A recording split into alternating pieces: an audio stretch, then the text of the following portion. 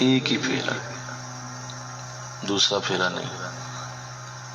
جسے پتا ہو کہ اگر فرض کریں کہ اسے کسی شخص کو لاہور بھیجا گیا ہے اور کہا گیا ہے بھائی قیامت تک کے لیے اب تو دوبارہ لاہور نہیں آئے گا، یہ بات طے شدہ ہے، نوٹ کر لو، اس پہ تمہاری لیے مور لگ گئی ہے، تمہارے پاس یہ صبح سے شام تک کا وقت ہے، صبح سے شام تک کا ٹائم ہے، پھر لو جتنا پھرنا تم نے۔ مجھے بتاؤ نا وہ کیا کریں گا؟ وہ تو ایک سیکنڈ ضائع نہیں کریں یار، شام تک بس، قیامت تک کے بعد لاہور نہیں تمہیں ملنا، بس آج ہے، آج کے دن تک ہے، بس مل کر لو۔ تو وہ کوئی بے وقوف ہی ہوگا کسی کونے میں بیٹھ کے وقت ضائع کرے، وہ کہے گا میں زیادہ سے زیادہ دیکھ جاؤں۔ تو ایسے ہی اللہ نے مجھے اور آپ کو یہی کہا ہوا ہے کہ اس دنیا میں تمہارا صرف ایک بار ہم نے پھیرا رکھا ہے، دوسرا نہیں۔ اور ایک صوفی میں اور ایک عام شخص میں یہی فرق ہوتا ہے کہ وہ ڈھونڈتا ہے ایسے بامقصد کام جو وقت کے اندر وہ کر لے تاکہ اس کی زندگی ہمیشہ کے لیے محفوظ ہو جائے، اور وہ اسی کے اوپر رہتا ہے کہ بس میرا وقت جو ہے وہ کسی اچھی جگہ پہ گزر جائے۔ گزر تو یہ جانا ہی ہے، بولیے، گزر تو یہ جانا ہی ہے، آپ اسے روک نہیں سکیں گے، کبھی نہیں روک سکیں گے۔ یہ وقت کا پہیہ نہ رکتا ہے نہ رکے گا، نہ کبھی اسے کوئی روک پایا ہے، یہ ہمیشہ چلتا رہتا ہے۔ سمجھدار وہ شخص ہے جو ان وقت کے لمحات کو اپنے آخرت کے لیے ذخیرہ کر لیتا ہے، اور اس کو یہ علم ہے کہ یہ آخرت کا مجھے موقع ملا ہے۔ دیکھیں، دو قسم کے لوگ ہوتے ہیں، میں اس پہ آتا ہوں ابھی، حضور سیدنا اعلیٰ حضرت کی زندگی۔ دو قسم کے لوگ ہوتے ہیں، ایک وہ ہوتے ہیں جو دنیا میں جب آتے ہیں تو وہ دنیا کو اس طرح سے گزار جاتے ہیں، اس طرح سے ان راتوں دنوں کو گزار جاتے ہیں کہ اپنی آخرت برباد کر بیٹھتے ہیں۔ دوسرے وہ ہوتے ہیں کہ وہ اپنی آخرت کے لیے دنیا کو استعمال کر جاتے ہیں۔ وہ سمجھدار ہوتے ہیں، وہ کہتے ہیں کہ یہ اصل میں ہمیں اس لیے دی گئی ہے کہ میں اسے استعمال کروں دنیا کو آخرت کے لیے۔ بولیے میں نے کیا کہا؟ ہاں جی، دنیا کو میں استعمال کروں، وہ اسے ایک ٹول کے طور پہ لیتا ہے۔ دنیا کے دن اور رات کو وہ ایک ہتھیار سمجھ کے کہ کل حشر کے دن مجھے پچھتاوا نہ ہو، ابھی میرے پاس یہ وقت ہے تو میں آخرت اپنی بنا جاؤں، وہ دنیا کو استعمال کرتا ہے۔ جو دوسرا ہے وہ دنیا کے ہاتھوں استعمال ہو جاتا ہے۔ نہیں سمجھے بات؟ بولیے، وہ دنیا کے ہاتھوں استعمال ہو جاتا ہے، اور یہ جو ہے صوفی اللہ والے، یہ دنیا کو استعمال کر جاتے ہیں۔ سمجھ آئی بات؟ یہ استعمال کر کے دنیا کو تو اپنا کام نکلوا لیتے ہیں، اور دوسرا جاہل بے وقوف جو ہے لگا رہتا ہے، اپنا وقت ضائع کرتا ہے۔ تو ایسے آپ کو گلی گلی ملیں گے، ہر چوک میں ملیں گے، ہر علاقے میں ملیں گے، ہر محلے میں ایسے لوگ آپ کو ہر جگہ نظر آئیں گے جو زندگی کی رونقوں میں اتنے گم ہیں کہ دنیا انہیں استعمال کر کے تو جہنم کا ایندھن بناتی چلی جا رہی ہے۔ اور آپ کو ایسے بھی ملیں گے جو اتنے سمجھدار، اس قدر تیز ترار، چالاک، ہوشیار، اور اتنے وہ اعلیٰ ذہن، اس قدر ان کی سوچ میں تازگی، ان کی شعور کے اندر اتنا بانک پن ہوگا کہ وہ کہیں گے تو مجھے دھوکہ نہیں دے سکتی، اے دنیا تو مجھے دھوکہ نہیں دے سکتی، تجھے میں استعمال کروں گا اپنی آخرت کے، لہذا وہ ایسے کرتے ہیں۔ تو اللہ کرے یہ بات سمجھ آئے انشاءاللہ، اور اسی طرح زندگی کے انداز رہیں کہ ہم دنیا کو اپنے یوم آخرت کے لیے استعمال کریں۔ اس لیے آقا علیہ السلام نے فرمایا دنیا مزرعۃ الآخرہ، دنیا آخرت کی کھیتی ہے، یہاں سے جو تم بو لوگے وہی کاٹ لوگ. تو اللہ ہمیں ایسا بنائے انشاءاللہ جن کا ہم ذکر کرنے لگے ہیں، جن کی ہم بات کرنے لگے ہیں، یہ یکتائے روزگار شخصیت ہے. مل کے کہو سبحان اللہ. ایک ایسی اعلیٰ شخصیت کہ جس نے اپنے دینی اور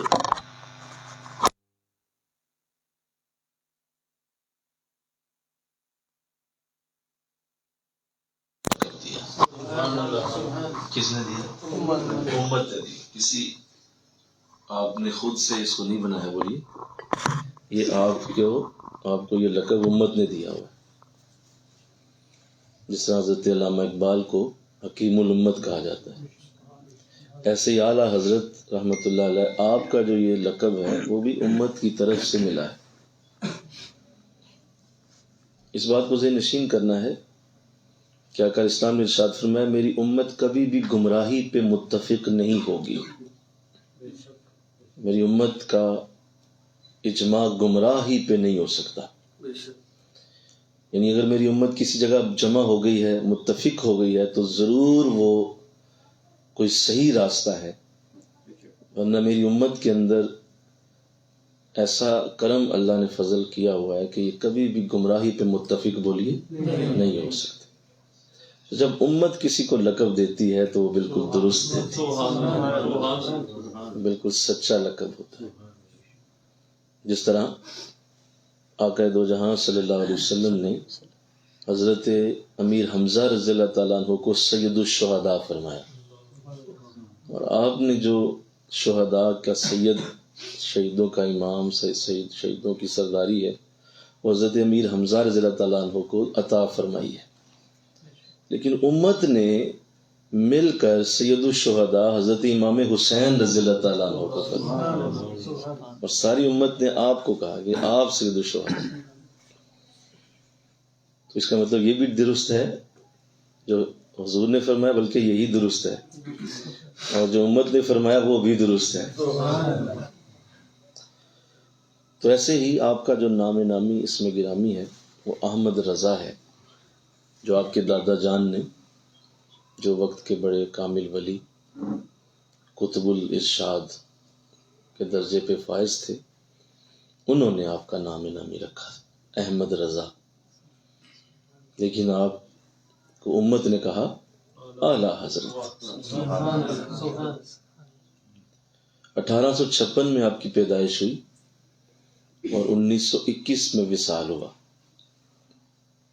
اور یہ وہ وقت تھا جب بہت بڑا فتنہ مسلمانوں کے اندر پیدا ہوا، جسے آقا دو جہاں کی عشق اور محبت اور حضور علیہ السلام کا درجہ اور مقام لوگوں کی نظروں سے کم کرنا اور لوگوں کو حضور کے در سے بھٹکانا جس فتنے کا مقصد تھا. اور آپ نے اپنی ساری زندگی اسی بات پہ لگا دی کہ میں حضور کا درجہ اور مقام دوبارہ امت میں وہی لے آؤں جو حضور کا اصل مقام موجود ہے. اور آپ نے اس کے لیے پھر بڑی محنت فرمائی. یوں تو اگر آپ کی سیرت کو لی جائے تو بہت سارے پہلو ہیں. آپ تقریباً 4000 کتابوں کے مصنف ہیں. 70 سے زیادہ علوم پہ اللہ نے آپ کو یکتا بنایا، اور وقت کے سارے علوم کو بڑی اچھی طرح جانتے تھے، یہاں تک کہ میتھمیٹکس، فزکس، کیمیا گری، بایولوجی، فلکیات، علم الکلام، علم الآداب، علم الشمار. اور اس قدر گہرائی تھی کہ یہ نہیں تھا کہ آپ کسی کو جب بیٹھتے تو کہتے کہ بھائی جتنا مجھے آتا ہے اتنا بتاؤں گا. نہیں، یہ نہ کہتے، فرماتے جتنا تم پوچھتے ہو اتنا بتاؤں گا. کہو نا سبحان اللہ. جس طرح کا کوئی سائل آتا اسی طرح اسے اس کا حل دے دیتے آپ. میں ایک عجیب بات آپ کے بارے میں علم میں آئی، وہ یہ کہ آپ جب کسی بھی مسئلے پہ کلام فرماتے تو جو اس کے ماہرین ہوتے اور اس مسئلے فرض کرتے ہیں کوئی میتھ کا ایشو ہے، کوئی علم الکلام کی بات ہے، کوئی تفسیر قرآن کی کوئی آیت کریمہ کی بات ہے، یہاں تک کہ حضور علیہ السلام کی حدیثوں کا جو معاملہ ہے وہ ہے، تو یوں تو آپ ہر علم کے یکتا ہیں، لیکن جب آپ کسی بھی علم پہ کلام کرتے تو جو اس کے ماہرین ہوتے وہ کہتے جی ہماری نظر میں جو آپ نے گفتگو کی ہے ہم باقی علوم نہیں جانتے، اتنا جانتے ہیں کہ اس علم میں اعلیٰ حضرت سے اوپر کوئی بھی نہیں۔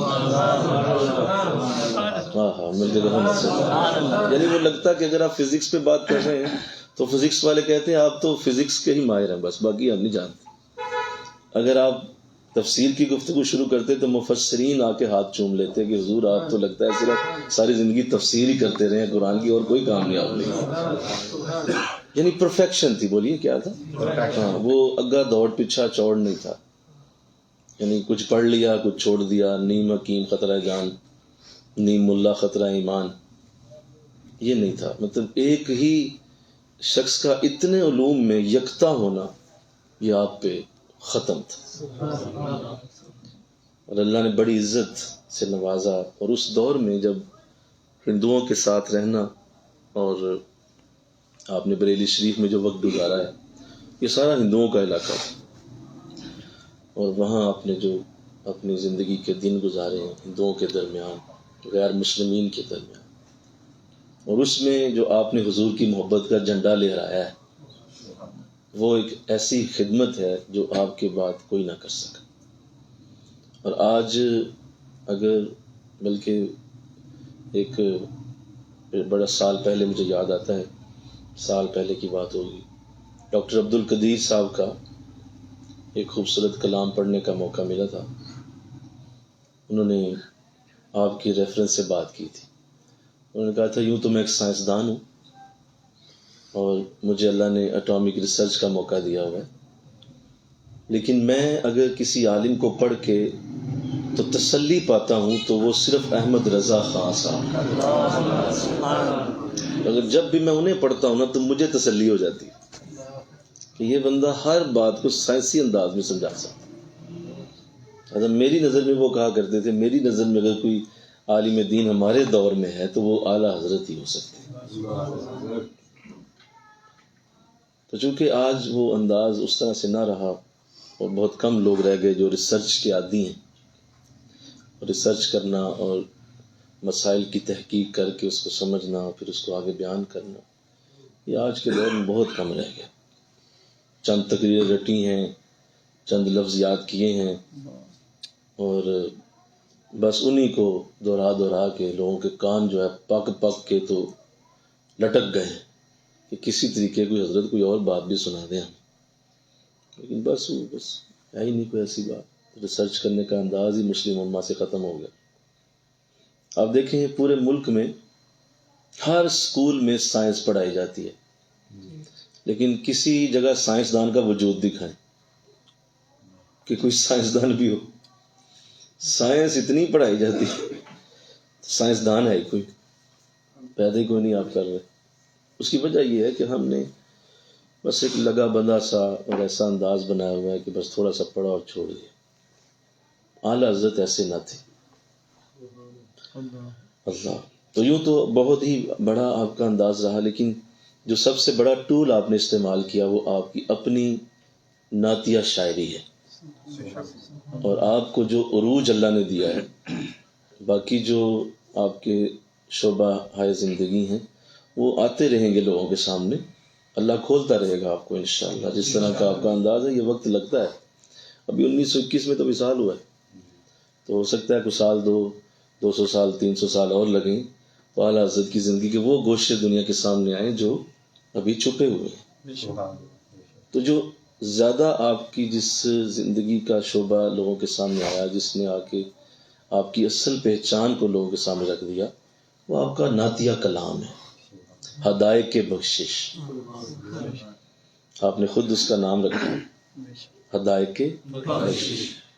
حدیقہ کہتے ہیں باغ کو، ہدایت کہتے ہیں بہت زیادہ باغ، جمع گارڈنز۔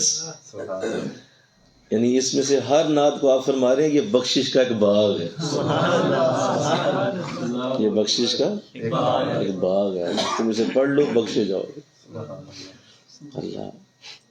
تو کلام مقدس بہت خوبصورت ہے، اور ایک ایک شعر سے حضور کی محبت کی خوشبو اور آپ کی عشق کا رس چھلکتا ہے۔ کوئی شعر ایسا نہیں ہے جس کو کوئی صاحب ذوق پڑھے، صاحب ذوق سنے اور اس کے دل میں حضور کی محبت کا چراغ نہ جلے، یہ نہیں ہو سکتا۔ بچپن سے سنتے آئے، مجھے میری والدہ سے تین یا 4 سال کا تھا میں، ہاں بالکل، جب میں اسکول جانے والا ہوا 5 سال میں اسکول میں مجھے داخل کروایا والد صاحب، میں اس وقت سے اعلیٰ حضرت کا کلام سن رہا ہوں، تو مجھے کم و بیش سنتے ہوئے سے 40 سال ہو گئے، یعنی اعلیٰ حضرت کا کلام اس وقت سنا جب ابھی پہلی جو بندے کے ذہنوں میں گانوں کے یا الفاظ یا اس طرح کی کوئی باتیں ہوتی، اس وقت آپ کا کلام میں نے سنا تھا۔ اور میری والدہ پڑھا کرتی تھی، ان کی مہک نے دل کے غنچے کھلا دیے، جس راہ چل دیے ہیں کوچے بسا دیے۔ مجھے سمجھ کوئی نہیں آتی تھی کوچے کیا ہوتا ہے اور غنچے کیا ہوتا ہے، کوئی پتہ نہیں تھا، لیکن مزہ بڑا آتا تھا یار، مزہ بڑا۔ انہیں کو بتاتا بھی نہیں تھا کہ اس کا معنی کیا ہے، اس کے پیچھے کیا ہے۔ اللہ کیا جہنم اب بھی نہ سرد ہوگا، رو رو کے مصطفیٰ نے دریا بہا دی، اس کا پتہ چلتا تھا کہ یہ کوئی سمجھ آ رہی ہے کہ دریا بہانے سے وہ جہنم جو ہے وہ بجھ گیا ہے۔ تو یہ سمجھ نہیں آتی دریا کیا بہائے، کس طرح بہائے ہوں گے، ذہن چھوٹا تھا، بچپنا تھا، بڑا سوچتا تھا۔ خاص طور پہ اس نعت کا ایک شعر جو ہے جو مجھے بڑا یاد آتا ہے، وہ ہمیشہ میری ذہن کی وہ سطح پہ رہتا تھا۔ بچپن میں وہ بہت مجھے تنگ بھی کرتا تھا کیونکہ مجھے سمجھ کوئی نہیں تھی اس کی، لیکن وہ مزہ بڑا دیتا تھا۔ ان پہ نثار کوئی کیسے ہی رنج میں ہو، جب یاد آ گئے ہیں سب غم بلا دیے۔ کوئی کتنا بڑا رنج میں ہے نا، اگر صحیح حضور کو یاد کر لے اسی وقت رنج بھول جاتے ہیں، سارے غم بھول جائے گا۔ تو بس سمجھ نہیں آتی تھی کہ یہ کیا ہے، کس طرح پڑھتے ہیں۔ خیر، تو آج میرا ذہن تھا کہ آپ کی نعتیہ شاعری میں سے کچھ کلام جو ہمارے ساتھی اکثر پڑھتے رہتے ہیں، سنتے رہتے ہیں، تو جو مجھے لگتا تھا کہ میں بچپن میں اس تکلیف میں رہا، میں چاہتا ہوں آپ نہ رہیں، آپ وہ سمجھ لیں ذرا، تاکہ آپ جب اسے سنیں اور بارہا بار آپ نے سننا ہے، انشاءاللہ اللہ وصال تک ہمیں اعلیٰ حضرت کی شاعری سناتا ہے، آمین۔ اللہ ہمیں وصال تک آپ کے اور ہمارے جنازوں پہ بھی آپ کا کلام پڑھا، ہمیں اللہ اسی طرح رکھے، اور ہم جب ہم اللہ کی بارگاہ میں حاضر ہو رہے ہیں تو اعلیٰ حضرت کا کلام کوئی پڑھ رہا اور کہا جائے کہ جی یہ وصیت ہے ہماری کہ ہمارے کلوں پہ دسوں پہ بھی اعلیٰ حضرت کو ہی پڑھا جائے۔ تو یوں تو سارے ہی کلام بڑے اعلیٰ ہیں، لیکن چونکہ کچھ ہمارے ساتھی بہت زیادہ کچھ کلام پڑھتے ہیں، تو میں چاہ رہا تھا کہ ایک تو حاجی آؤ شہنشاہ کا روزہ دیکھو، مل کے کہو سبحان اللہ۔ اس میں یہ ایک کلام نہیں ہے جی، یہ والا کلام جو میں ابھی پڑھا آپ کے سامنے سے ایک جملہ، حاجی آؤ شہنشاہ کا روزہ دیکھو، یہ کلام نہیں ہے، یا یہ ایک شاعری میں نہیں کہہ سکتا، یہ اصل میں انسٹرکشنز ہیں، یہ ہدایات ہیں جو مدینہ جانے والے کو کی جا رہی ہیں۔ یہ ساری ہدایات ہیں یا اپنے انسٹرکشنز دی ہوئی ہیں کہ اگر تم مدینہ جا رہے ہو ذرا میرے اس کلام کو پڑھ کے جاؤ، اور مدینے کے مسافر ہو تو تمہیں چاہیے کہ میرا یہ کلام پڑھ لو، تاکہ تم جب وہاں پہنچو تو تمہیں اندازہ ہو کہ تم کہاں آ گئے۔ کیونکہ ہمارے ہاں ایسا نہیں ہے اور ٹریننگ بھی نہیں ہے، ورنہ تو جس طرح کا یہ کلام ہے یہ فرض ہونا چاہیے ہر مدینے کے مسافر پہ، یہ آفیشیلی فرض ہونا چاہیے کہ عمرے کا جب ویزا لگے تو نیچے لکھا جائے اعلیٰ حضرت کا یہ کلام پڑھنا شرط ہے، اور اس کو سمجھنا بولیے شرط ہے، تب مدینہ آؤ۔ کیونکہ ظاہر ایسا ہو نہیں سکتا، یہ تو میں نے ویسے آئیڈیل سی بات کر دی ہے، لیکن ہونا چاہیے۔ کیوں جی بولیے؟ ہونا چاہیے. اب اتنا بڑا آپ منصب لینے جا رہے ہیں، آپ حضور کی بارگاہ میں حاضر ہونے جا رہے ہیں، تو کم از کم آپ کو ٹریننگ ہونی چاہیے کہ آپ وہاں لے کے کیا جائیں گے، کیسے بولیں گے، کیا بات کریں گے، کس طرح پہنچیں گے. تو آئیے میں شروع کرتا ہوں اس سے پہلے کہ مزید گفتگو کسی اور طرف نکل جائے. ایک تو پہلا شعر جو آپ نے یہ کہا، اس میں اپنے حاجیوں کو مخاطب کیا ہے، کیونکہ حاجی جو ہیں ان کے لیے آقا دو جہاں کی حدیث موجود ہے، باقیوں کے لیے بھی ہے بولیے، لیکن حاجیوں کے لیے خاص حدیث ہے، باقاعدہ علیحدہ سے فرمان رسول موجود ہے. اور آقا اسلام نے فرمایا جس نے حج کیا اور حج کے مناسک ادا کر لیے، مکہ میں اس نے 4 دن 5 دن جو حج کے دن ہوتے ہیں اس نے کر لیے پورے، اب وہ مدینہ مجھے ملنے نہ آیا. یعنی حج کر لیا اور بولیے مجھے ملنے نہیں آیا مدینہ میں، تو اس نے مجھ پر ظلم کیا. اب یہ حاجیوں کے لیے ٹھیک ہے. تو اب یہ بھی ذہن نشین کریں کہ ایک تو حاجی وہ ہیں جو حج کرتے ہیں باقاعدہ نوز الحج والا، ٹھیک ہے. اگر آپ عمرہ کرنے جاتے ہیں تو عجیب بات یہ ہے کہ عرب آپ کو تب بھی حاجی کہتے ہیں، بولیے وہاں پہ حاجی کہتے ہیں. عمرہ حالانکہ سارا سال وہاں لوگ عمرہ کرنے جاتے ہیں، یہ حج تو 5 دن ہوتا ہے، باقی تو سارا سال بولیے عمرہ ہوتا ہے، لیکن وہ عمرے والوں کو بھی حاجی کہتے ہیں. حاجی حاجی یلا حاجی، تو بھائی میں تو عمرہ کرنے آیا، کہتے نہیں یہاں جو آتا ہے وہ حاجی ہوتا ہے. تو چلو ہم پھر اس والے سے اگر لیں تو حضور نے ہر آنے والے کو کہا، حاجیوں کو تو کہا ہی کہا، جو وہاں مکہ پہنچا حضور نے سب سے یہ بات کر دی کہ اگر آپ اس کانٹیکس میں لے لیں کہ سارا سال وہاں لوگوں کو حاجی ہی کہا جاتا ہے، تو پھر حضور نے سب سے کہہ دیا کہ اگر کوئی مکہ آیا ہے اور وہ مجھے ملنے نہیں آیا، اللہ لفظ حدیث کے مجھے ملنے نہیں آیا، کیا بات ہے. اس کا تو وہاں کوئی ہے بیٹھا ہوا، بولیے وہاں پہ کوئی ہے نا، کوئی موجود ہے تو جس کو ملنا نہ جائے. مجھے ملنے نہیں آیا، اس نے مجھ پہ ظلم کیا. تو ایک تو حاجیوں کا چونکہ یہ معاملہ تھا اور ہر سال حج ہونا ہے، تو اس لیے آپ نے حاجیوں کا لفظ استعمال کر لیا. اور یہ میں اس پہ 1000 بار آپ کی اس عقل کو سلام کروں، آپ کے اس فہم کو سلام کروں. اگر آپ اسے عام انداز میں لکھ دیتے تو پھر عام لوگ اسے انداز لیتے، لیکن چونکہ حج ہر سال ہونا ہے، اسپیشل ہونا ہے، تو اب ہر حاجی نے ہر سال اس کلام کے ساتھ جب اسے پڑھنا ہے تو اسے لگنا ہے کہ یہ مجھے ہی کہا جا رہا ہے. ہر سال جب حج جائے گا یہ کلام تازہ ہو جائے گا. کیا کہا؟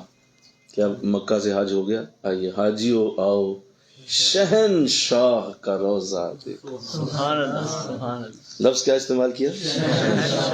بڑے لوگوں کو اس پہ تکلیف ہوتی ہے، وہ کہتے ہیں شہنشاہ تو صرف اللہ ہی کا نام، شاہوں کا شاہ، بادشاہوں کا بادشاہ، بادشاہوں کا بادشاہ تو اللہ ہے، تو یہ آپ نے حضور کو کہہ دیا. تو یہ یاد رکھیے یہ اصل میں استعارے ہوتے ہیں. انہیں کیا کہا جاتا ہے؟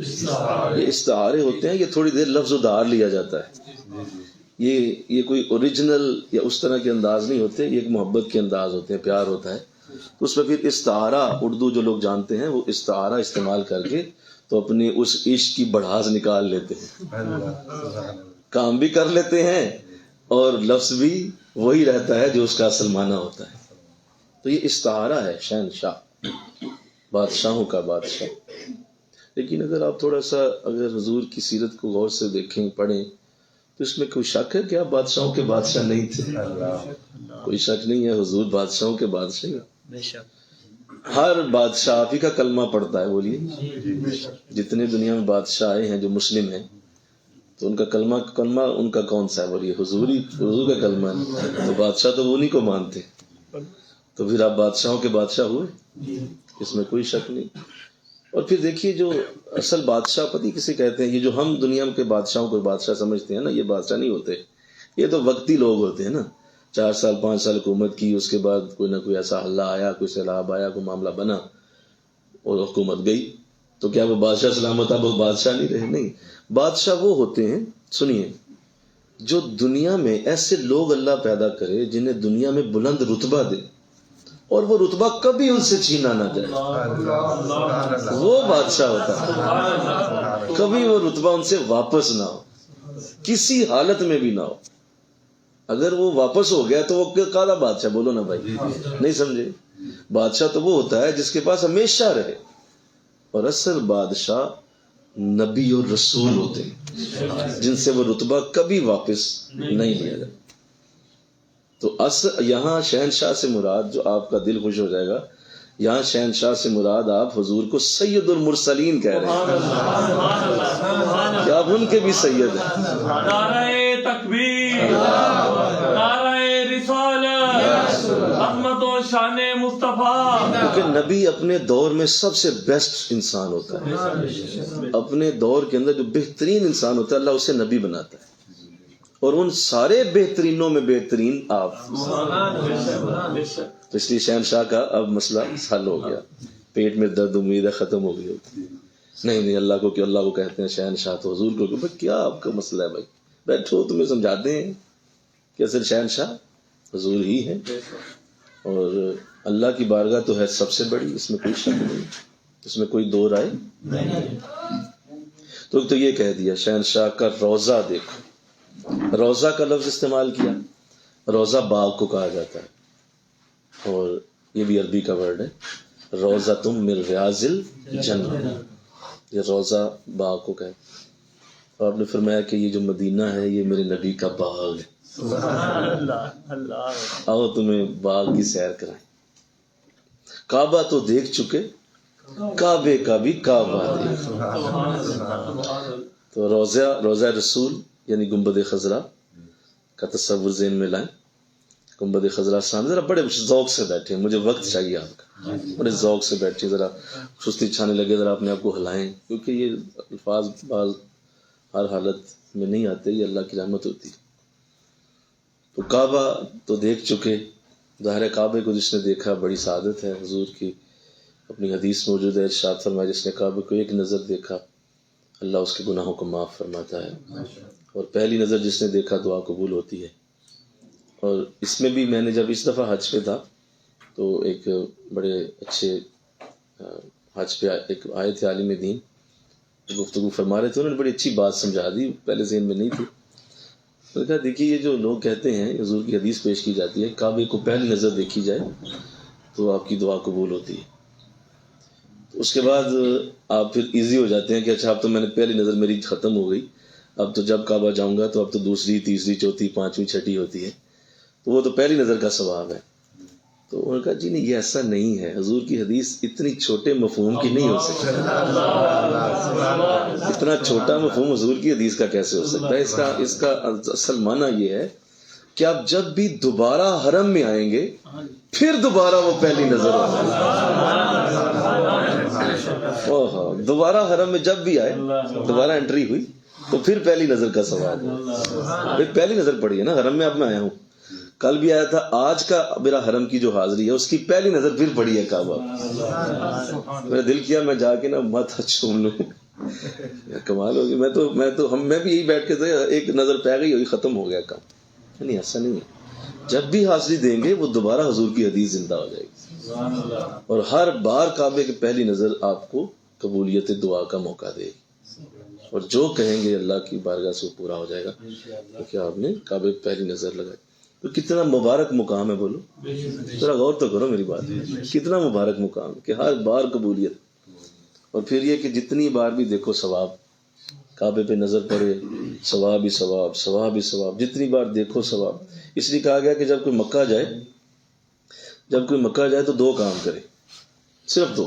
کتنے؟ دو کام. ایک طواف کعبہ کرتا رہے اور دوسرا کعبہ کو دیکھتا رہے, کیونکہ یہ دو کام وہ پوری دنیا میں کسی جگہ نہیں کر سکتا.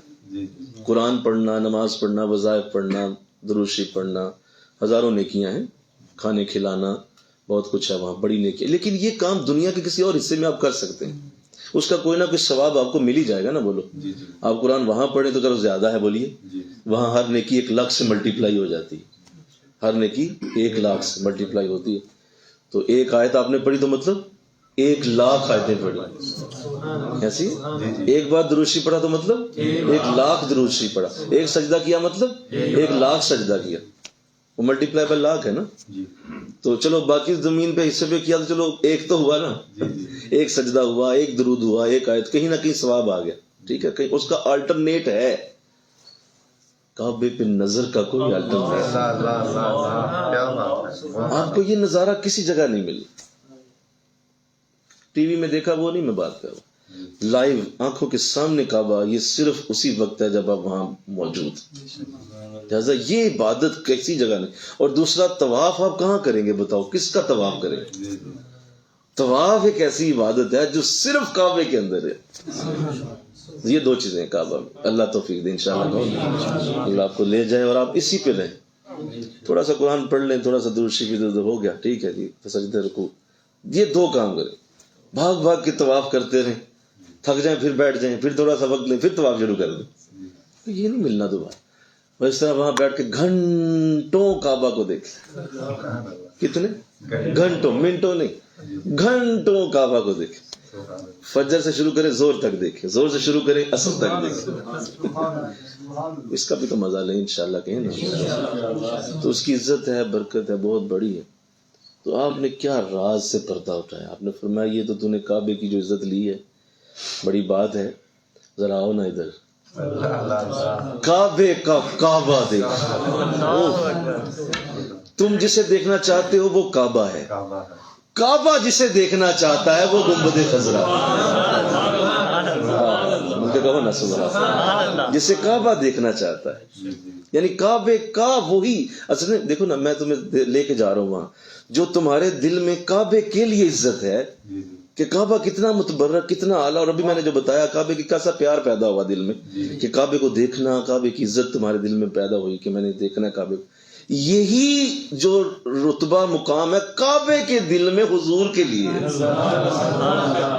گنبد خضرا کے لیے کعبہ یہی سوچتا ہے کہ کب مجھے دیکھنے کو ملے, میرا کعبہ یہ ہے.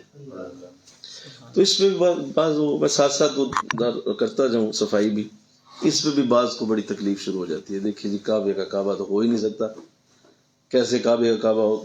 اس کے لیے دو باتیں ہیں.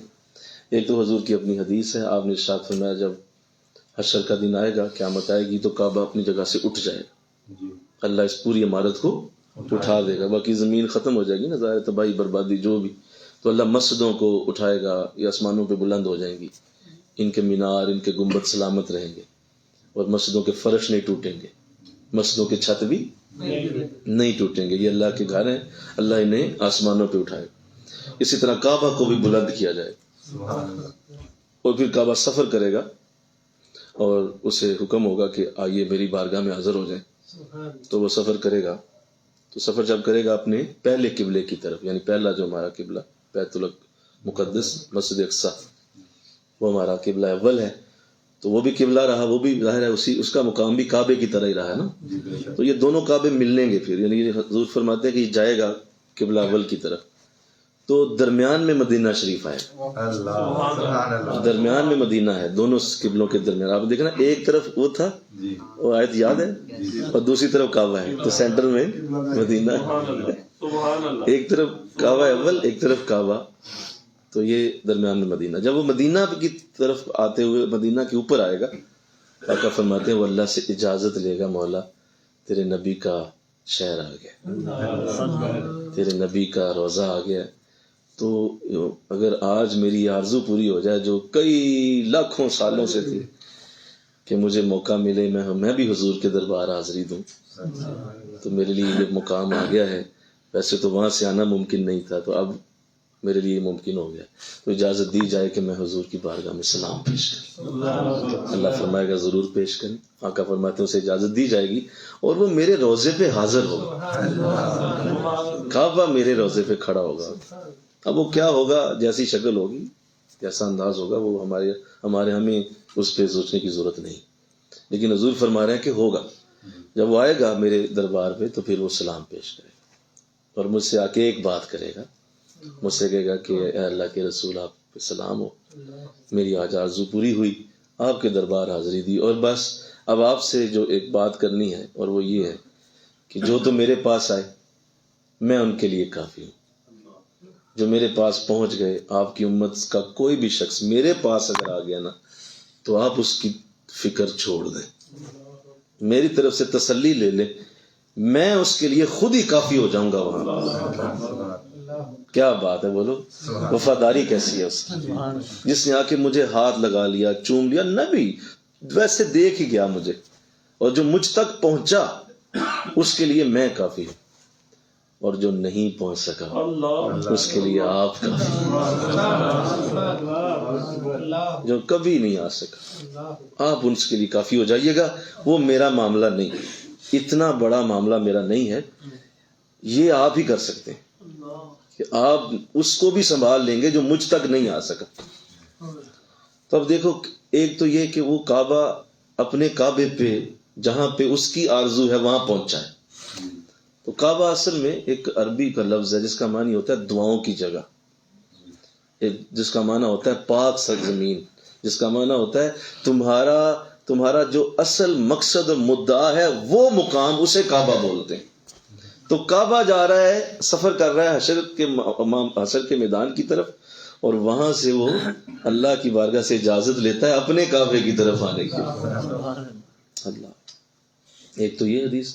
دوسرا جو حضرت بلال رضی اللہ تعالیٰ عنہ نے آپ نے کو جب اللہ کے رسول نے کعبہ کی چھت پہ چڑھایا تو اس وقت وہ معاملہ پیش آتا ہے کہ جب آپ نے پوچھا کہ حضور اب میں رخ کدھر کروں، کیونکہ وہاں مدینہ میں تو میں جب اذان دیتا تھا تو میں اپنا رخ بولیے کعبے کی طرف، اب میں خود کعبے کے اوپر ہوں، کیا نیچے دیکھوں؟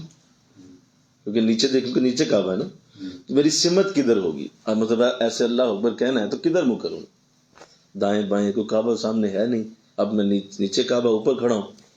تو حضور اسلام طواف فرما رہے تھے تو آپ نے ارشاد فرمایا بلال تم میری طرف رخ کر کے اذان دو، تمہارا رخ میری طرف ہو، جدھر جدھر میں پھروں تم بھی پھرتے جاؤ. تو حضرت بلال اذان دیتے رہے اور ساتھ ساتھ اپنا رخ حضور کی طرف پھیرتے گئے. تو اب اس سے استدلال کیا گیا کہ اب کعبے کے اوپر ہے، اور کعبے کے اوپر چڑھ کے ایک شخص جدھر منہ کر رہا ہے وہ کعبے کا کعبہ ہی ہے تو حضور منہ کر رہا ہے.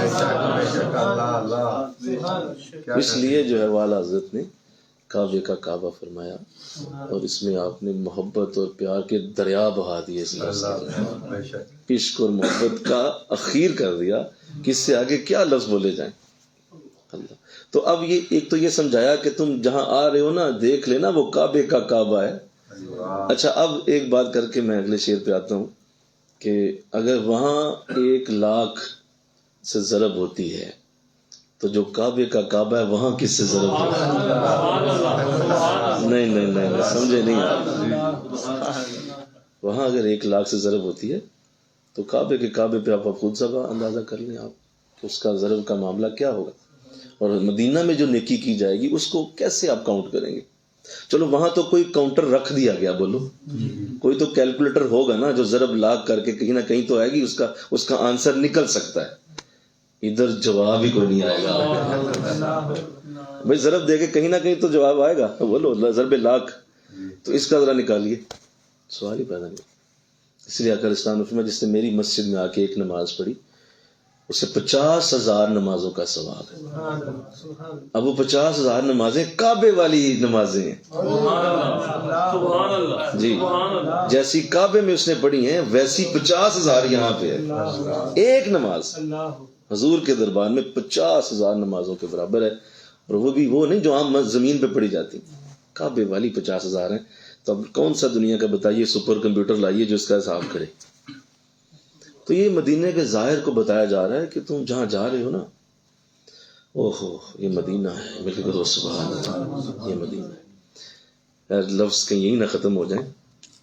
تو آگے آئیے، یہاں آگے آپ بڑا اچھا شعر فرما رہے ہیں. رکن شامی سے مٹی وحشت شام غربت، سنا ہے جی آپ نے؟ رکن شامی سے مٹی وحشت شام غربت، اب مدینہ کو چلو صبح دل آرا دیکھو. آپ فرما رہے ہیں کہ تم جب کعبہ میں تھے اس کا پہلا شعر مکے کا ہے، دوسرا شعر مدینے کا ہے. ہر شعر میں ایسا ہی ہے، پہلا شعر تمہیں مکہ لے جائے گا، دوسرا فوراً اٹھا کے مدینہ لے آئے گا. آپ نے ہر شعر میں دونوں کو پیش کیا. تو فرمایا کہ رکن شامی، یہ حضرت یہ اصل میں کعبہ شریف کا کونا ہے جو ملک شام کی طرف، حجر اسود سے جو دوسرا کونا آتا ہے رائٹ سائڈ پہ، اگر آپ چلیں تو حجر اسود سے کراس کر کے جو پہلا کونا آئے گا وہ رکن شامی. تو وہ ملک شام کی طرف اس کا رخ ہے. چاروں کونوں کو مختلف نام دیے گئے، ان میں سے ایک رکن شامی. تو اس کے بارے میں حضور کی حدیث موجود ہے. حضور فرماتے ہیں کہ جو رکن شامی پہ آیا اور اس نے آ کے وہاں دعا مانگی تو اس کا پہلا اثر یہ آئے گا کہ اللہ اس کی زندگی سے ہمیشہ کے لیے غربت ختم کر دے گا. غریب رہنا ممکن نہیں اس کے لیے جو رکن شامی پہ آ کے دعا مانگے، اس کی غربت دور ہو جائے گی. تو آپ نے وہی حدیث اپنے شعر کے اندر ڈال دی. کیا بات! اس کا مطلب آپ کے شعر مرقع ہیں قرآن اور حدیث کا مجموعہ ہے. ان دا سینس اس کو آپ نے حدیث کے اندر جو لفظ تھے اس کو شعر میں ڈالا کہ شامی جو کونا ہے وہاں پہ جو دعا کر رہا ہے غربت تو مٹ گئی اس کی. رکن شامی سے مٹی وحشت شام غربت. وہ جو شام غربت تمہاری شام میں ہوتی تھی غربت میں، وہ وحشت میں ہوتی تھی، وہ ساری مٹ چکی غربت تمہاری، ختم ہو گیا کام. اب وہ غربت کا ذہن چھوڑ دو، وہ تمہارے لیے ختم کر دی گئی ہے. اور حضور نے جب وعدہ کر لیا ہے کہ جو وہاں آ کے دعا کرے گا میں اسے بتاتا ہوں کہ اس کی غربت ختم ہو گئی. اب وہ محتاج نہیں رہے گا، اسے محتاجی نہیں آئے گی جو رکن شامی پہ کھڑا ہو کے دعا کرے. فرمایا وہ تو ہو گیا. تو آؤ نا اصل بات تمہیں بتاؤں، اب مدینہ کو چلو. کہا وہ غریب گروب ختم، وہ ساری دعائیں وہیں پہ پوری ہو گئی تیری. ٹھیک ہے، وہ چھوڑ، اب وہ مولا دولت دے دے، مال دے دے، وہ ختم ہو گیا، وہ مل گیا وہاں سے. مال و دولت وہاں سے لے لیا تو نے، یہاں آ. اب مدینہ کا چلو. صبح وہاں تھی شام غربت. ہائے ہائے، وہاں کیا تھی؟ شام غربت. کہا یہاں تیری صبح ہوگی. کون سی؟ تیرا دل خوش ہو جائے گا یہاں آ کے. جو دل کی خوشی ہے نا وہ یہاں ہے، جو دل کا خوش ہونا ہے وہ مدینہ میں، اور یہاں تیری صبح ہوگی. وہ شام غربت ختم ہوگی پیچھے سے ختم. مل کے کہو نا سبحان اللہ. آئیے، مجھے بڑا پسند ہے یہ شعر. زیر میزاب ملے خوب کرم کے چھینٹے. زیر میزاب، میزاب کعبہ شریف کا وہ پرنالا ہے جس میں سے پانی جب بارش ہو یا اوپر سے وہ صفائی کریں تو پانی نیچے گرتا ہے اور وہ حتیم کے اندر گرتا ہے. اس کا جو رخ ہے وہ حتیم کے اندر ہے. تو زیر میزاب آپ فرما رہے ہیں کہ حاجیوں کو جب پتہ چلتا ہے کہ اب صفائی ہو رہی ہے یا بارش جب ہوتی ہے تو بڑی کوشش کی جاتی ہے لوگوں کی طرف سے کسی طرح کوئی چھینٹا جو کعبے سے اوپر سے نیچے آ رہا ہے وہ مجھ پہ پڑ جائے. اور اس کے لیے لوگ بڑی کوشش کرتے ہیں. اور خطیم ویسے وہ بند رکھتے ہیں ان دنوں میں، لیکن وہ کوشش کرتے ہیں کہ کعبے کے اوپر سے جو پانی گر رہا ہے کوئی ایک قطرہ بھی مجھ پہ آ گرے تو حاجی بڑا اس پہ خوش ہوتا ہے. اور اس کی بڑی فضیلت ہے بولیے کہ جو میزاب کے قطرے جس کے اوپر گر جائیں وہ ظاہر کعبے کا پانی ہے. تو آپ فرما رہے ہیں کہ اس کے لیے کتنی محنت کی تم نے، اور کرم کے چھینٹے تم نے لیے اپنے اوپر، اور تم نے حاجی نے اپنا احرام گیلا کر لیا، اپنا جسم گیلا کیا کہ مجھ پہ کرم کے چھینٹے پڑ رہے ہیں. اگر بارش ہوئی ہے تو کہا اچھا چلو آؤ تمہیں یہاں بتاتا ہوں. ابر رحمت کا یہاں زور برسنا دیکھو. کہاں؟ وہاں تمہیں چھینٹے مل رہے تھے، چھوٹے چھوٹے ڈراپ تمہارے اوپر پڑتے تھے. یہاں پورا بارش کا، رحمت کا ایک بادل چھایا ہوا ہے، اور وہ یہ بھی نہیں کہ تھوڑا تھوڑا برس رہا ہے، زور برسنا دیکھو. ابر رحمت کا یہاں زور برسنا دیکھو. یہاں پہ تو ہر وقت رحمت کی بارش ہو رہی. تو بس آ جا، رحمت کی بارش تجھے خود ہی گیلا کر دے گی، تجھے کھڑا ہونے کی بھی حاجت کوئی. اللہ انشاءاللہ کہہ دیجیے. کیا بات! یہ بھی بڑا خوبصورت ہے. مثل پروانہ پھرا کرتے تھے جس شمع کے گرد. مثل پروانہ پھرا کرتے تھے جس شمع کے گرد. ابھی میں نے کہا کہ طواف بڑی عبادت ہے، اور آپ طواف جب کرتے ہیں تو اصل میں آپ ایک پروانے کی طرح ہوتے ہیں، اور درمیان میں شمع کعبہ ہوتا ہے. مثل پروانہ پھرا کرتے تھے جس شمع کے گرد. وہ جو شمع تھی تمہاری کعبہ، اللہ اپنی اس شمع کو پروانہ یہاں کا دیکھو. تمہاری جو شمع ہے نا وہ یہاں طواف کر رہی ہے. اللہ اپنی اس شمع کو پروانہ یہاں کا دیکھا. یہاں پہ تمہارا انداز یہ ہوگا کہ تم کعبے کو بھی یہاں طواف کرتے ہوئے دیکھو. اللہ یہ مجھے بڑا پسند ہے. زینت کعبہ میں تھا لاکھ عروسوں کا بناؤ.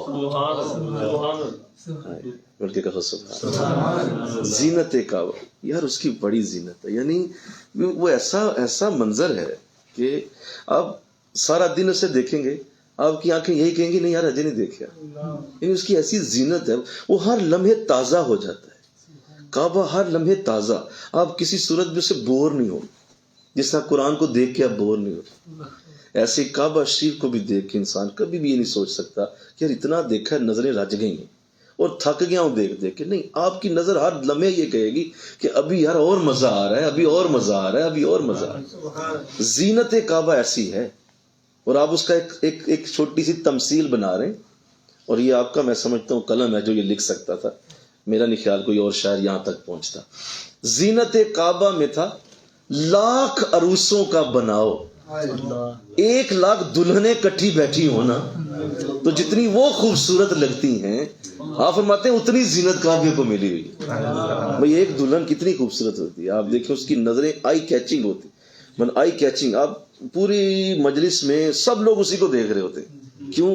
اس کا بناؤ بڑا اچھا ہے. بناؤ سنگار اس کو بڑا اچھا سیٹ کیا گیا ہوتا ہے. اس کی نوک پلک سنواری گئی ہوتی ہے.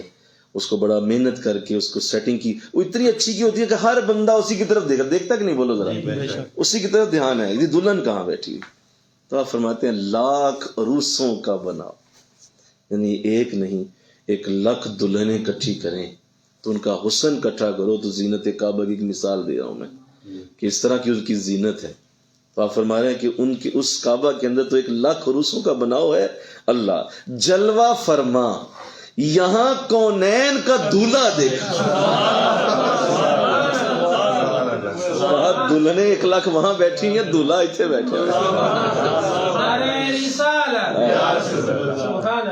دولہا اب دولہا کے بغیر دلہن تو نہ سکتا. دلہنیں دیکھا ہے وہ دولہا تو یہ جلوہ فرما یہاں کونین کا.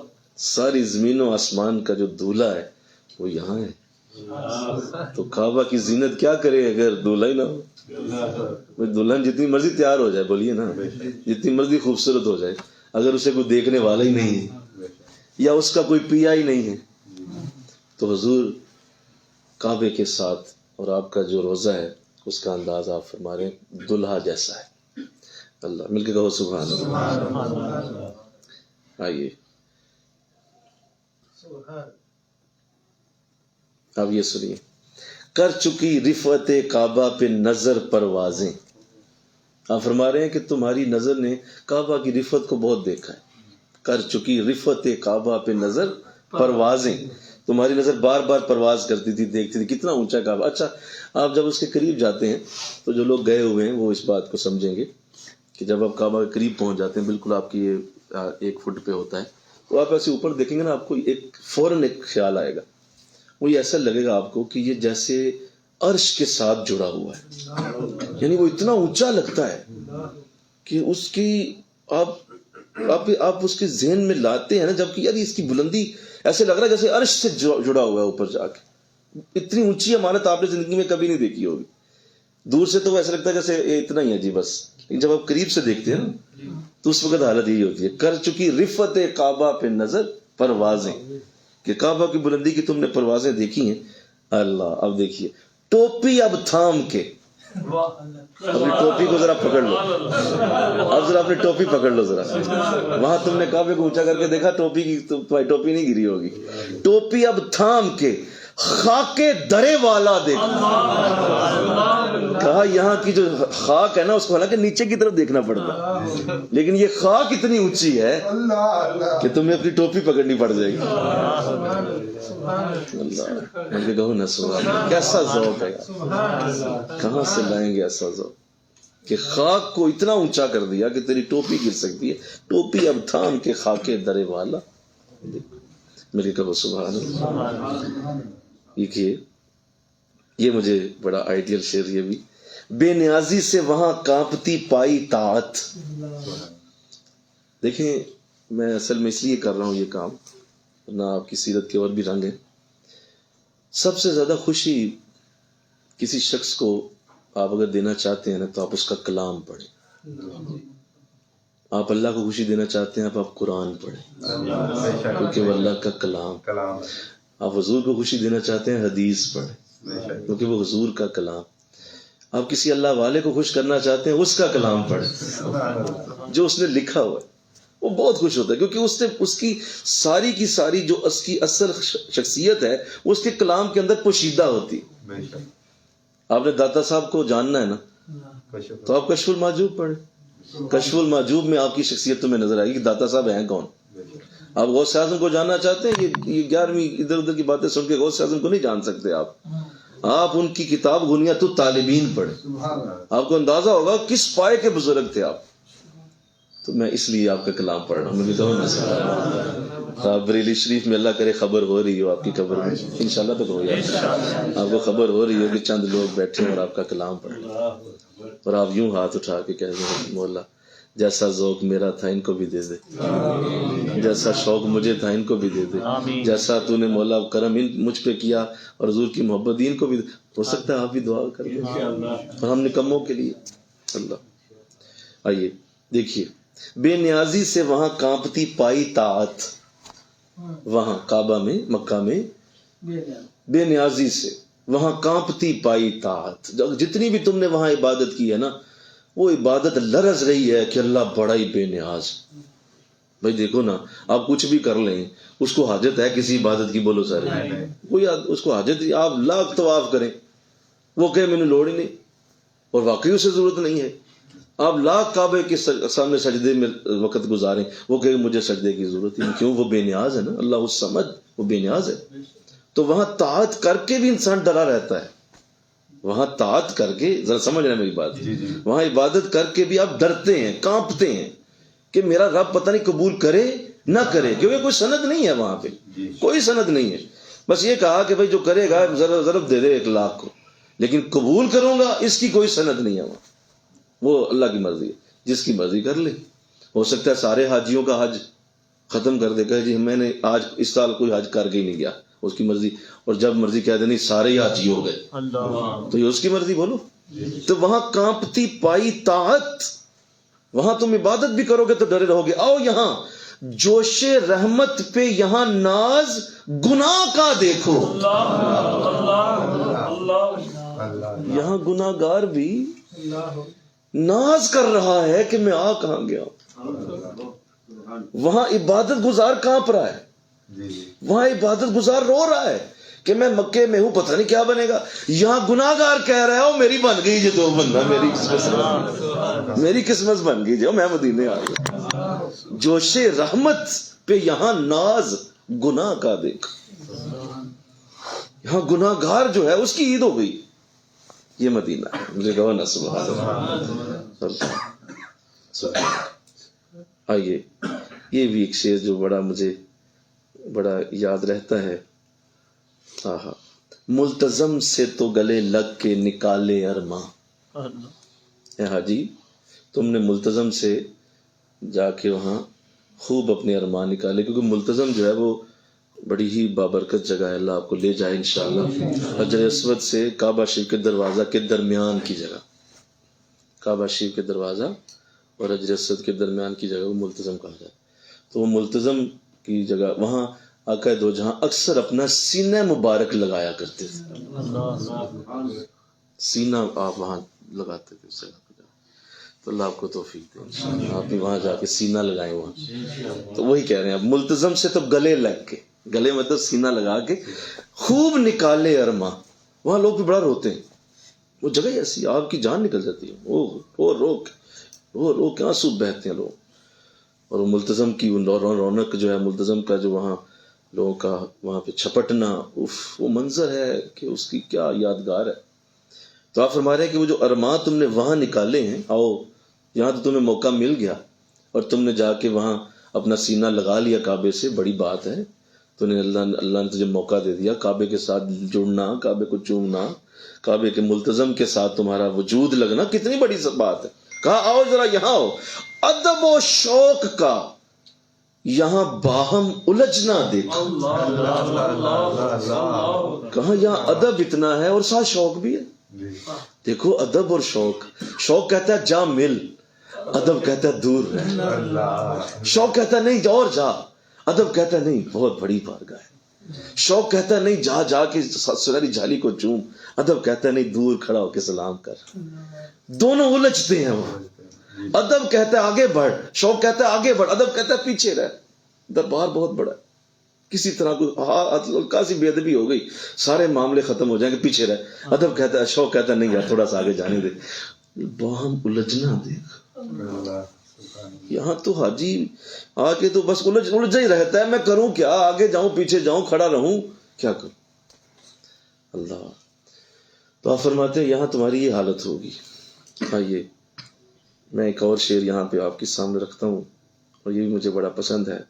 اللہ، جمعہ مکہ تھا عید اہل عبادت کے لیے، مکے کا جمعہ اہل عبادت کے لیے عید ہے نا، چاہے مکہ میں جمعہ پڑا تو 1,00,000 جمعے کے برابر بھی تو ہوا نا۔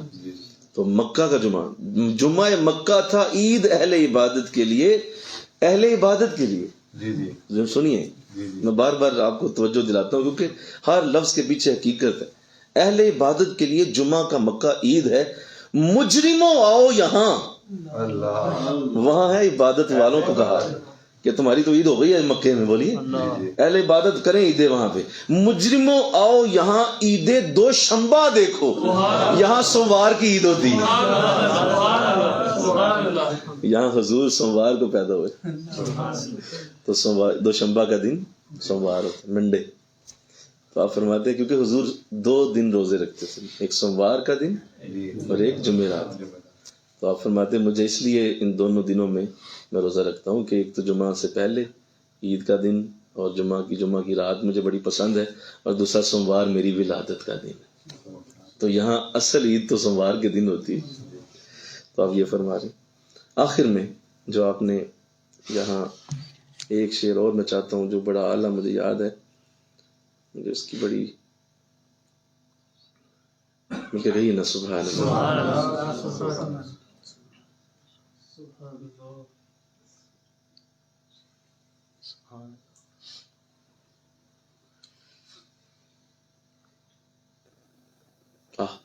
خوب آنکھوں سے لگایا ہے غلاف کعبہ، خوب آنکھوں سے لگایا ہے غلاف کعبہ۔ ظاہر ہے آپ نے حج کیا حاجی صاحب، تو کعبہ کے غلاف کا تو حشر کر دیتے ہیں حاجی، بولو اوہو، اس لیے وہ کیا کرتے ہیں، وہ اونچا کر دیتے ہیں، وہ کعبے غلاف کو لپیٹ کر اونچا کر دیتے ہیں۔ آج کل نیچے ہے لیکن حج کے دنوں میں اونچا کر دیتے، کیونکہ کینچیاں لے کے پہنچ جاتے ہیں اور چھریاں لے کے آ جاتے ہیں اور کاٹ کے غلاف کا حشر کر دیتے ہیں۔ لہٰذا وہ انہوں نے بھی صحیح علاج نکالا ہے، اس کو لپیٹ کے اوپر کر دیتے، ہاتھ بھی نہیں جاتا، کافی اونچا کر دیتے۔ اس کا ایک فائدہ یہ ہوتا ہے کہ اوریجنل کعبہ چونے کو مل جاتا ہے، یہ بڑی سعادت ہے۔ تو آپ یہی فرما رہے ہیں کہ وہاں تم نے کعبے غلاف کو خوب چوما ہے، خوب آنکھوں سے لگایا ہے غلاف کعبہ، کسرے محبوب کے پردے کا بھی جلوہ دیکھا۔ کہاں وہاں تو کھلا تمہارے سامنے کعبہ تھا، یہاں پردے میں ہے، یہاں حکم نہیں ہے کہ پردہ کھولا جائے۔ کسرے محبوب کے پردے کا، وہ جو جالیاں ہیں نا وہ پردہ ہے حضور کے آگے، اس کا بھی تو جلوہ آ کے دیکھو۔ اللہ۔ اور آخری شعر جب آپ نے لکھا ہے، کلام تو سارے بڑا خوبصورت ہے، آخری شعر پہ آپ نے ایک، میں سمجھتا ہوں کہ پوری ایک کتاب ہے یہ شعر، پوری ایک بک ہے 1000 صفحوں کی، جس میں آپ نے ایک لفظ کو پتہ نہیں کیسے کس طرح یہ نازل ہوا ہوگا آپ پہ۔ میں تو کبھی یہ سوچتا ہوں کہ جب آپ کبھی یہ لکھ رہے ہوں گے یہ شعر، تو کیسے نازل ہوئے تھے الفاظ آپ، اور کس نے بتا دی تھی یہ حقیقت آپ کو۔ غور سے سن تو رضا، کعبے سے آتی ہے صدا۔ ظاہر آپ بھی کعبہ گئے ہوں گے بڑی، تو کعبہ آپ پہنچے ہوں گے تو کعبہ کو دیکھا ہوگا، غور سے سن تو رضا کعبے سے آتی ہے صدا، یعنی آپ کعبے کی ترجمانی کر رہے ہیں. اللہ نے آپ کو کعبے کا ترجمان بنایا، کعبے نے میسج دیا آپ کو کہ یہ میسج آپ میرا لے جائیں یہاں سے. تو آپ فرما رہے ہیں غور سے سن تو رضا، کعبے سے آتی ہے صدا، مجھے آواز آ رہی ہے کعبے سے. اے رضا ذرا سن کعبہ کیا بول رہا ہے، کعبہ کیا کہہ رہا ہے. اور آپ نے یہ لکھ کے قیامت تک کے حاجیوں کی اصلاح کر دی کہ اگر تم نے اصل کرم اور فضل لینا ہے مدینہ سے تو کعبے کی بات سن لو. کعبہ کیا کہہ رہا ہے، کیا میری آنکھوں سے میرے پیارے کا روزہ دیکھ. کہا اگر تم روزے کو دیکھنا چاہتے ہو اپنی آنکھیں استعمال نہ کرو، ایسے تمہاری آنکھیں گندی، تمہاری آنکھیں گناہ گار، تمہاری آنکھوں نے پتہ نہیں کیا کیا گند بلا دیکھا ہو، تو ایسا نہ کرو. آؤ میں تمہیں بتاتا ہوں ان کا ادب اصل کیا ہے. ان کا ادب یہ ہے اپنی آنکھیں استعمال نہ کرو. کہو مولا جو کعبے کی نظریں ہیں نا، جس طرح کعبہ گنبد خضرا کو دیکھتا ہے ویسا ذوق مجھے دے دے. اور اس کے اندر جو اصل بات ہے وہ کعبہ اصل میں مثل خدا ہے کہ جس طرح اللہ نبی کی بارگاہ کو دیکھتا ہے ویسا مجھے رخ عطا فرما. جو اللہ کی بارگاہ میں آپ کی عزت ہے ویسی عزت مجھے کرنے کی توفیق دے. یا چلو اب میں آسان کر دوں، اگر تم مدینہ کو دیکھنا چاہتے ہو، روضہ رسول کو دیکھنا چاہتے ہو، تو قرآن میں حضور کی شانوں کو دیکھ لو، اس طرح دیکھو جس طرح قرآن میں حضور کی شانیں لکھی، تو یہ ہوگا کہ جیسے کعبہ دیکھ رہا ہے، جیسے اللہ دیکھ رہا ہے، جیسے اللہ کی بارگاہ حضور کی بارگاہ کی طرف نظر کر دی ہے ویسا انداز لاؤ. تو یہ آپ نے مسئلہ حل کر دیا. آپ نے فرمایا یار باقی چیزیں چھوڑو نا، تم قرآن سے شانیں پڑھ جاؤ ساری اور پھر مدینے جاؤ، تاکہ قرآن سے جب تم پڑھ لو گے تو اس کے بعد تمہارے لیے کوئی اور معاملہ نہیں رہے گا. اللہ توفیق دے دینا انشاءاللہ. کریں گے آپ بور تو نہیں ہوئے؟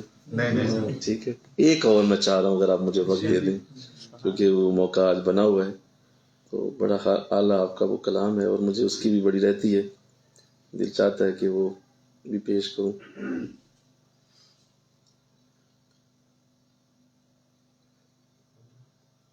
عرش حق ہے مسند، وہ ذرا نکالیے گا. یہ بھی بڑے مشکل کلاموں میں سے ہے، میرے گو سبحان اللہ. میں وہ پیش کرنا چاہ رہا ہوں جو مشکل کلام ہے تاکہ ان کا بھی آپ کے سامنے رکھوں. عرش حق ہے مسند رفت رسول اللہ کی. آپ فرما رہے ہیں کہ اصل میں حضور کی جو اصل مسند ہے جہاں پہ آپ بیٹھے ہوئے ہیں وہ اللہ کا عرش ہے. اصل میں آپ کا جو رتبہ اور مقام ہے جہاں پہ اللہ نے آپ کو سیٹ دی ہوئی ہے، عرش حق ہے مسند رفت رسول اللہ کی، وہ آپ وہاں پہ جلوہ فرما ہے. اور آگے فرما رہے ہیں دیکھنی ہے حشر میں عزت رسول اللہ کی. آپ فرما رہے ہیں کہ اصل میں یہاں عزتیں جو حضور کو دی گئی ہیں وہ تو ہے ہی ہیں، ہم نے عزت رسول اللہ کی حشر میں دیکھنی ہے کہ وہاں اللہ نے جو آپ کو عزتوں سے سرفراز کرنا ہے وہ کیا ہو. قبر میں لہرائیں گے تا حشر چشم نور کے. آپ فرما رہے ہیں قبر میں جب جاؤ گے تو تمہاری قبر میں تا حشر نور کے چشمے اتر آئیں گے. کیوں اتر آئیں گے؟ جلوہ فرما ہوگی جب طلعت رسول اللہ، جب حضور کی چمک وہاں آئے گی نا تو اس چمک سے نور کے چشمے بھی ساتھ ہی اتر آئیں گے. حشر تک لہرائیں گے قبر میں تا حشر چشمے نور کے، جلوہ فرما ہوگی جب طلعت رسول اللہ کی. اللہ لا و رب العرش، جس کو جو ملا ان سے ملا. آپ فرما رہے ہیں مجھے اس رب العرش کی قسم، میں قسم اٹھاتا ہوں، میں اس عرش کے رب کی جس کو جو ملا ان سے ملا. بٹتی ہے کونین میں نعمت رسول اللہ کی. سارے کونین میں جو نعمتیں بٹ رہی ہیں وہ حضور کے صدقے بٹ رہی ہیں. وہ جہنم میں گیا جو ان سے مستغنی ہوا، یعنی ان سے بے پرواہ ہو گیا، کہا میں نے پرواہ ہی نہیں رسول دی، میں خود ہی نیک عمل. رسول کیا اللہ معاف فرمائے بڑے بھائی جیسا ہے. رسول کیا ہے؟ رسول کو تو دیوار کے پیچھے کا علم نہیں. استغفر اللہ. تو ایسے الفاظ بول کے مستغنی ہوا، یعنی وہ کہتا مجھے پرواہ نہیں ہے، میں خود ہی اپنے اعمال سے جاؤں گا. وہ جہنم میں گیا جو ان سے مستغنی ہوا، ہے خلیل اللہ کو حاجت رسول اللہ. جو خلیل اللہ جیسا شخص ہے ابراہیم علیہ السلام، ان کی بھی حاجت آپ ہیں. آپ کو یاد ہوگا اللہ اکبر. ربنا وبعث فیہم رسولا منہم. مولا ان کو اگر میری قبول کی ہے یہ مزدوری تو میری حاجت تو پوری کر دے. کیا حاجت ہے؟ رسول عطا فرما, مجھے رسول دے دے, یہ رسول اللہ مجھے دے دے. تو آپ فرما رہے ہیں کہ ہے خلیل اللہ کو حاجت رسول اللہ, اگر وہ مستغنی نہیں ہو سکتے تو کیسے مستغنی ہو سکتے؟ سورج الٹے پاؤں پلٹے, چاند اشارے سے ہو چاک. کا سورج کو واپس بلا سکتے ہیں, چاند کو 2 ٹکڑے کر سکتے ہیں. اندھے نجدی دیکھ لے قدرت رسول اللہ. تم کہتے ہو اللہ ہی قدرت والا ہے, یہاں دیکھ خود کو رسول اللہ کی بھی قدرت ہے, اور وہ بھی جب چاہیں جس طرح چاہیں کر سکتے ہیں. یہ دیکھیے, تجھ سے اور جنت سے کیا مطلب وہابی دور ہو. کھل کے بات کی ہے, کوئی لگی لپٹی نہیں رکھی. یہ بھی آپ کا انداز ہے, بولیے کھل کے. تجھ سے اور جنت سے کیا مطلب, تیرا کی مطلب ہے جنت دینار, بولیے بھائی تو کون ہے. جیسے مطلب انگلش میں بول دیتے ہیں نا کہ what the hell who are you, تو ہے کون بھائی. تجھ سے اور جنت سے کیا مطلب وہابی دور ہو, ہم رسول اللہ کے جنت رسول اللہ. ہم رسول اللہ, یار اس میں بڑا ہی پیار ہے. ہم رسول اللہ کے جنت رسول اللہ, یہ کمبینیشن دیکھیے ذرا. ہم رسول اللہ کا, یہ ہمارا حق ہے نا, ہم رسول, تو تیرا کی تعلق ہے. حد ہو گئی. ہم بھکاری وہ کریم, ان کا خدا ان سے فزوں. ہم بھکاری وہ کریم, رسول کریم ہے, اور اگر خدا کی طرف جاؤ گے ان کا خدا, تیرا نہیں ہے. چھوڑ دو, تجھے کہا کب ہے کہ تیرا خدا ہوں, ان کو تو کہا ہوا ہے تیرا رب, ربو کا فتردہ, تیرا رب تجھے راضی کرے گا, ان کا رب ہے وہ. تو ان کا خدا ان سے فزوں, یعنی ایک طرف تو حضور بڑے کریم ہیں, اور ادھر خدا کی طرف جائیں تو وہ ان سے بھی بڑے کریم ہیں. بھائی وہ ان کے خدا ہیں نا, تو وہ اور کریم ہیں. ایک طرف کریم, دوسری طرف بھی کریم. آئیے اللہ, اور نہ کہنا نہیں عادت رسول اللہ. کہا کیا بات ہے, کیا تیری کیا قسمت جاگی ہے. ایک طرف کریم بھی ہے, دوسری طرف خدا بھی بڑا کریم ہے, اور اوپر سے نہ کہنا بھی عادت نہیں حضور کی. جو مانگے گا مل جائے گا. نہ کہنا نہیں عادت رسول اللہ کی. اللہ سبحان اللہ. آگے سنیے. ٹوٹ جائیں گے گناہگاروں کے فوراً قید و بند, ٹوٹ جائیں گے گناہگاروں کے فوراً قید و بند, حشر میں کھل جائے گی طاقت رسول اللہ. طاقت کھلے گی, بند توڑ دیں گے آپ سارے گناہگاروں کے, جتنی ان کی وہ رسیاں اور ان کے جو زنجیریں بندی ہوں گی ہاتھوں کو, حضور انہیں توڑ دیں گے. آئیے یہ سنیے ذرا. اے رضا خود صاحب قرآن ہے مداح حضور. اے رضا خود صاحب قرآن ہے مداح حضور, تجھ سے کب ممکن ہے پھر مدحت رسول اللہ. تو کون ہوتا ہے رسول کی تعریف کرنے والا, یہاں جس کا خدا خود مداح, خدا تعریف کر رہا ہے, تو کیا تعریف کرے گا. تجھ سے کب ممکن ہے پھر مدحت رسول اللہ کی. اللہ مجھے آپ کو آپ کی سچی محبت عطا فرمائے, آپ کے ان کلاموں کا نور آپ کی قبر میں اتارے, اور اس کی برکت سے ہمیں بھی عشق رسول کی دعا نصیب ہو. کھڑے ہو کے 2 شعر صلاۃ والسلام کے پڑھیے, پھر دعا کی جاتی ہے. بند کرو, بند کرو. مصطفیٰ